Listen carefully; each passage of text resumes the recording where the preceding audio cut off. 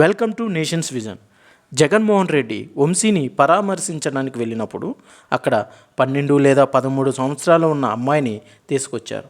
అక్కడ అమ్మాయి జగన్మోహన్ రెడ్డిని చూసి ఏడవటం, దానిని చూసి జగన్ ఆ అమ్మాయిని దగ్గరికి తీసుకోవటం అంతా జరిగిపోయింది.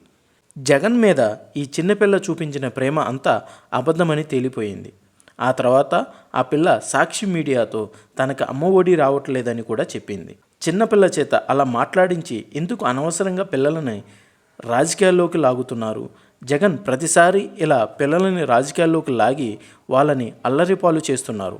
సోషల్ మీడియాలో ఆ పిల్ల మీద ట్రోలింగ్ మొదలైంది. జగన్ తన రాజకీయ భవిష్యత్తు కోసం పిల్లల భవిష్యత్తు మీద ఆడుకుంటున్నాడు. ఇలా పెయిడ్ ఆర్టిస్ట్ని తీసుకొని వచ్చే సంస్కృతి వైసీపీకే ఎక్కువ ఉంటుంది. గ్లోబల్ ఇన్వెస్టర్ సమ్మిట్లో కూడా ఇన్వెస్టర్స్గా వైసీపీ వాళ్ళే ఉన్నారు.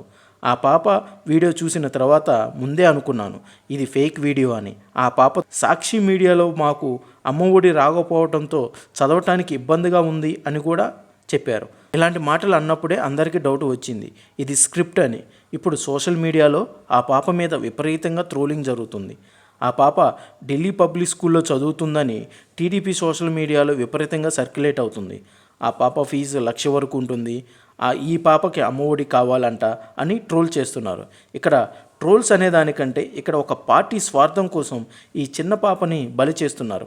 ఒకప్పుడు మేఘనాని, ఇప్పుడు ఈ పాపని బలి చేశారు. వైసీపీ వాళ్ళు ఇక నుంచైనా ఫేక్ స్క్రిప్ట్లు ఆపితే పార్టీకే మంచిది. Thanks for watching.